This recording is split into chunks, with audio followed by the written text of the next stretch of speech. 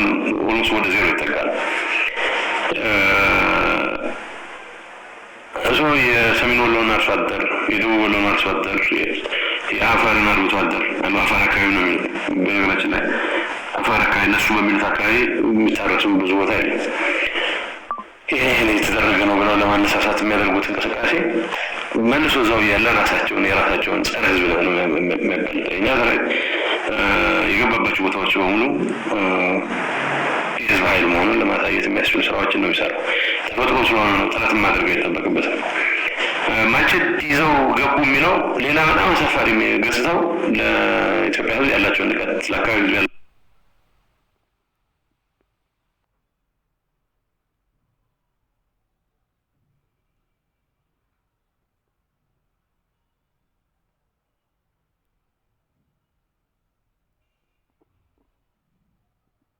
የፕሮፓጋንዳ ፍጆታ ሲባል አብሶሉት ውሸት ከማሽን ወደ ኋላ እንደማይመለሱ የሚያሳይ ጭምር ነው። ለምሳሌ እኛ ከተሞች ያለናቸው ከተሞች ይዘናል አለን።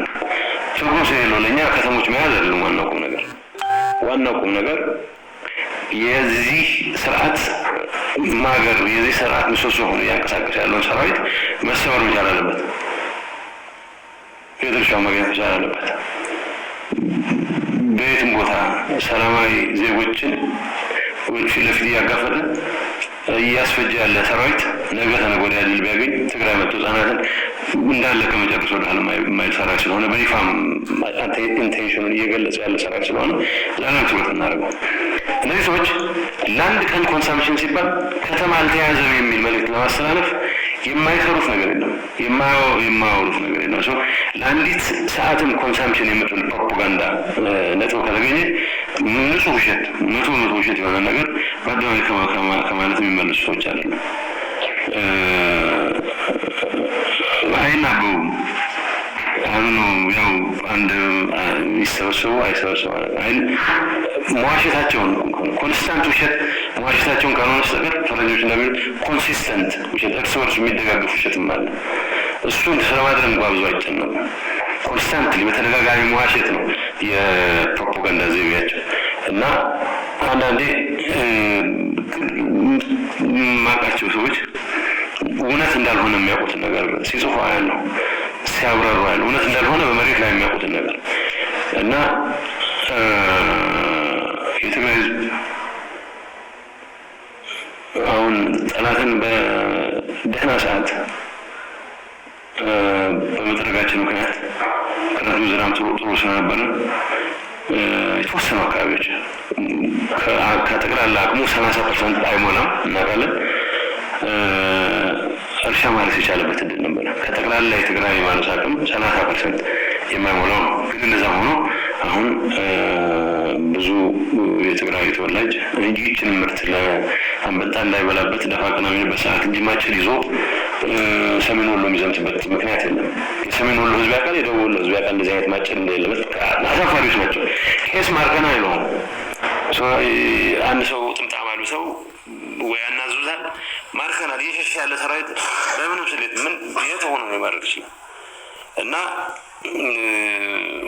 በዚህ ደረጃ ነው ኒው ሎው የሚሉት አለ ያው በእንግሊዝኛ። አሁን የመጨረሻው አዲሱ አይነት ዝቅጠት ደረጃ ላይ ደርሰው ያሉትን ከዚህ በታች መዝቀጥ የሚቻል አይመስለኝም። ማጭድ ይዞ ሳይሆን ክላሽ፣ ስናይፐር፣ ብሬን ይዞ ዶሽካ ይዞ የሚዋጋ ጀግና ሰራዊት አለን። ማጨድ ካለበት የሰሜን ወሎን ጠላት ካጨደ በኋላ የሰሜን ወሎን አርሶ አደር ለማገዝ አጨዳ ሊሳተፍ ይችላል። እዛ ላይ ብዙም ሩል አውት ላደርገው አልችልም። ማጨድ ይዞ ገብቶ የገበሬ ሰብል የሚሰበስብ ህዝብም የለንም። ሰራዊታችንም በእንደዚህ አይነቱ ድርጊት የሚታማ ሰራዊት አይደለም። ይሄን አሳምረው ያውቃሉ። አሁን የኛ ሰራዊት ትልቁ ስራው ይሄንን የአብይ አህመድ ዙፋን ለማስቀጠል ያለ ሌላ ኃይሉን አገሱስ የመጣውን ኃይል ማጨድ ነው። ከዛ በዘለለ ይህም በመስራታችን የሰሜን ወሎ ገበሬ መፈናቀሉን አቁሞ ሰብሉን የሚሰበስብበት እድል እንፈጥርለታለን። ከዛ አንጻር መታየት ያለበት። ከዛ ውጭ የአብይና የአሽከሮቹ ተከታታይ ውሸት አንዳንዴ መልስ ለመስጠት መገደዱ ራሱ በጣም ያሳፍራል። ከዚያ ይሄን ብቻ ነው ማለት እንፈልግ።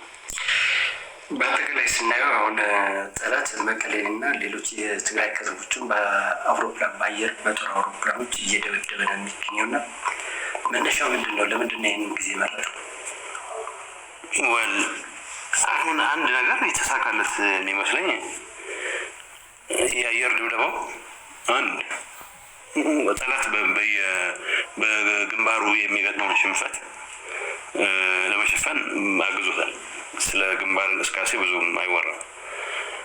ሁለተኛ የዓለም አቀፍ ማህበረሰቡ በእርዳታ አብይ በትግራይ ህዝብ ላይ በጫነው ከበባ ላይ የነበረው ትኩረት ቀንሰው በአውሮፕላን አሁን በቀደም አይተ እንደሆነ ስቶከር ሆርስ ነው የሚሉት ፈረንጆች የአብይ አውሮፕላን ከባህር ዳር የዩኤን አውሮፕላን በተፈቀደለት ፈቅደው መቀሌ አካባቢ እሱን ታኮ ነው የመጣው አውሮፕላን። ሁለት ዓላማ ነው የነበረው። አንድ ዝቅ ብሎ በሮ እነሱ ታርጌት የሚሉትን ነገር ለማግኘት ይችል እንደሆነ ያግዘዋል። ሁለተኛ እኛ ሙቀት ተከትለው የሚመጡ ሚሳይሎች ነው ያሉን፣ ሂት ሲኪንግ ሚሳይሎች። ስተኩስ ሙቀት ስለምትስብ ሙቀት ተከትላ ስለምትሄድ ሚሳይሏ የግድ ተዋጊውን ጀት ብቻ ላታገኝ ትችላለች። በፍጥነትም ስለሚሄድ ፊት ለፊት ያገኘችውን የሲቪል አውሮፕላን ነው ትመጣ። ያኔ የኛ አየር መከላከል ሰዎች ይህንን አውቀው ጥንቃቄ ባያደርጉ ኖሮ 27 የዩኤን ሰራተኞችን የጫነ አውሮፕላን የምንመታበት እድል ነበር ማለት ነው። ሁለቱን ትኩረት ያዛባል። ሁለተኛ ደረጃ ደግሞ ያው የትግራይ ኃይሎች ይሄን አደረጉ የሚል የበሬ ወለደ ውሸት ለማቅረብ ይጠቅማል። እነዚህ ሰዎች አውሮፕላን ድብደባ ትግራይ ውስጥ የሚያደርጉበት ምክንያት ምንድን ነው ስትል ዩኒቨርሲቲ ግቢ መጥተዋል፣ ሲቪሊያንስ የሚኖርባቸው አካባቢዎች መጥተዋል። የልማት ተቋም ራሳቸው ያቃጠሉት ራሳቸው ያወደሙት ሙሉ ያወደሙት የአልሜዳን ጨርቃጨርቅ ፋብሪካ አውድመዋል። ምንም ወታደራዊ ጠቀሜታ እንደሌለው ግልጽ ነው። ግን አንድ ነገር መገመት ይቻላል በእርግጠኝነት ማለት ነው። የበቀል ስሜት ገፋፍቶን መድፎቻችን ኮምቦልቻ ጨርቃጨርቅ ፋብሪካ ላይ ኮምቦልቻ የሆነ የልማት ተቋም ላይ እንድናዘንብ ይፈልጋል አብይ አህመድ። ለአብይ አህመድ ትልቁ ዓላማው ትልቁ ፍላጎቱ አሁን ሰሜን ኢትዮጵያ ትግራይ ላይ የጀመረው የማጥፋት እንቅስቃሴ ድሮ ጥፋት ተፈጸመብን የሚል ሰው ነው የማን ቤት ጠፍቶ የማን ሊበጅ ብሎ ሊፎክር የሚችለው። አሁን አብይ በቃ የጀመርኩት የማጥፋት እንቅስቃሴ ለምን ትግራይን ብቻ አጥንቶ ይቀራል? ስለዚህ ትግራይ ያለውን የሌለው አቅም አማራ ለማጥፋት ይጠቀምበት የሚል ገፋፍቶ እንደዚህ አይነት ነገር የማስገባት ፍላጎት አለ። አሁን ጥያቄው አብይ ትእዛዝ ይሰጠናል ወይ ሳይሰጠን የሚለው ነው። አብይ ትእዛዝ አይሰጠንም። ጸረ ህዝብ ዓላማ የለንም። የትግራይ ህዝብ የአማራ ህዝብ በጋር ዛይ ነው። ምንድን ነው አንተም የእኛ ቤት ጠፍቶ የአንተ አይበጅም በሚል የዜሮ ሳምሳዊ ላይ ተመስርቶ አይደለም ትግል እያደረገ ያለው። ትግሉ ጦርነቱ ውጊያው ከጠላቶች ጋር ነው፣ ከህዝብ ጋር አይደለም። የአብይ ፍላጎት ወታደራዊ ዓላማ የለውም። ግን እግረ መንገዱ ደግሞ የትግራይ ህዝብ ተረጋግቶ እንዳይኖር እንዲሸበር ማድረግ ፍላጎት አለው። የአሸባሪ ስራም ነው እየተሰራ ያለው። ሁሉም 3 ሰዎች 4 ሰዎች ይገደላሉ በሲቪሊያን ህጻናት። ወረዲ በረሃብ ማለቅ የጀመሩ ህጻናት እንደገና ተጨማሪ የአውሮፕላን ላይ የሚዘንብ ቦምብ ይላክላቸዋል። እነዚህ ነገሮች እዛው ሳሉ ወንጀሎች ናቸው፣ ግን የሽብር ተግባርም ነው። አትሴም ታይም የትግራይ ሰራዊት ወደ በቀል ለመገፋፋት የሚደረግ እንቅስቃሴ ነው። በደግነቱ የትግራይ ሰራዊት ትእዛዙን ከአብይ አይደለም የሚቀበል ነው። በአሁኑ ወቅት በአፋር በደሴ በጎጃም ህዝባዊ ተቃውሞ በፋሽስታዊ አህመድ ላይ እየተካሄደ ነው የሚገኘው። ይህ ምን ያመለክታል? ወደ ሌላው ስሌት መስፋፋት ያለበት ተቃውሞ አፋር በእርግጠኝነት ተቃውሞ ላላቃለሁ። ኢንፋክት ሰራዊታችንን ጆይን ያደርጋል ብዙ ወጣት። ሌሎች አካባቢዎች እንቅስቃሴ ተቃውሞ ይኖር አይገርመኝም። ወሎ በእርግጠኝነት ማቀው መስጊዶችንም ጭምር የጦር ካምፕ በማድረግ እንዲመቱ ለማድረግ የሚደረግ እንቅስቃሴ አለ። ይህንን ይቃወማል ሰው። በሰላም ብንጨርስ የሚል እምነት ያለው በርካታ ህዝብ አለ። ይሄ የአብይን እንቅስቃሴ ይቃወማል። አብይ በየደቂቃው ሲዋሽ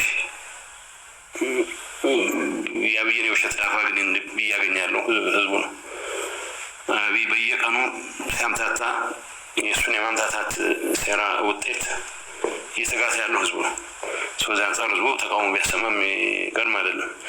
ኢንፋክት እኔ የሚገርመኝ መዘግየቱ ነው እንጂ እንደዚህ አይነት ምልክቶች መታየታቸው ብዙ አይገርመኝም። ግን አሁንም ብዙ የሚቀር ነገር አለ። አሁንም በኢትዮጵያ ህዝብ ከወዳጆቹን ጠላቱን ወዳጅ እያደረገ እስከ መቼ እንደሚቀጥል በተደጋጋሚ ማነሳው ጥያቄ ነው። እዚህ ላይ ብዙ ኤምፋሳይዝ ማድረግ አልፈልግም። አሁን ይሄ ጦርነት ማቆሚያ ምንድን ነው? አሁን አይ ነበረ እንትኖች እነዚህ የትግራይ ህዝብ 5 ሚሊዮን ነው፣ ይሄ እንዴት ማጥፋት ያቅተናል የሚል በይፋ በአደባባይ በሚዲያ የሚያውጁት ሰዎች ሳይቀር ይሄ ነገር የሚቀር አይመስልም፣ ወደ ድርድር ብንሄድ ይሻላል የሚል አሁን ስሰማ ነበረ። አንዳንዴ ማያስቅ ስለሆነ ነው እንጂ በእንደዚህ አይነት አጋጣሚ መሳቅም ቢቻል ጥሩ ነገር ነው። በሚያስቅ ጉዳይ ስላልሆነ ግን ያሳዝናል። ግፋ በለው ሲሉ የትግራይ ህዝብ ጨፍጭፍ ሲሉ የቆዩ ሰዎች አሁን ሁኔታዎች ተገለባብጠው ደሴ ከተያዘ መንግስት አይሆንም። ግን እንደዛም ሆኖ ግፋ ብለው አሁንም የቻለውን ያክል የወያኔን ሰራ ክሽፍ፣ ህዝቡን ጨፍጭፍ ወዘተ ፈጠራ ተረቶች አሉ የሚያወሯቸው። በተግባር እነዚህ ሰዎችም ጭምር ይሄ ነገር እየጠፋን ነው፣ ሲንኪንግ ሺፕ እየሰጠመች ያለች መርከብ ውስጥ አለን የሚል እውነት ከመርከቧ ጋር አብሮ ከመስመጥ ይልቅ ትንሽ ዋኝቶ የመውጣት እድልም ካለ ለማየት የአቋም ለውጥ የሚመስል የአቋም ለውጥ ሊኖር አይችልም። ምክንያቱም በባህሪያቸው ውስጥ ህዝቦች የሆኑ ሰዎች የተጠመቁበት ስለሆነ የቆረቡበት ስለሆነ ጸረ ህዝብ አቋም ይቀይሩታል የሚል ይመስለኝም። ግን በሰራዊታችን በሚያሳርፋቸው መቶች የተነሳ የአብይ ዋነኛ ደጋፊ አሽከሮች የነበሩ ሰዎች ሳይቀር ጥያቄ ማንሳት የጀመሩበት ሁኔታ አለ። ያልካቸው አካባቢዎች ላይ እንደዚህ አይነት እንቅስቃሴ ካለ እንቅስቃሴ መኖሩ የሚያስገርም አይደለም ማለት ነው። እንግዲህ መጨረሻ ላይ የሚያስተላልፉት መልእክት አለ ወይ? የምናስተላልፈው መልእክት የትግራይ ሰራዊት ህዝባዊ ሰራዊት ነው። የትግራይ ሰራዊት ጸረ ህዝቦችን ይፋለማል፣ ጸረ ህዝቦችን ይደመስሳል። ጸረ ህዝቦች የሚሰሩትን ተግባር አይደግምም።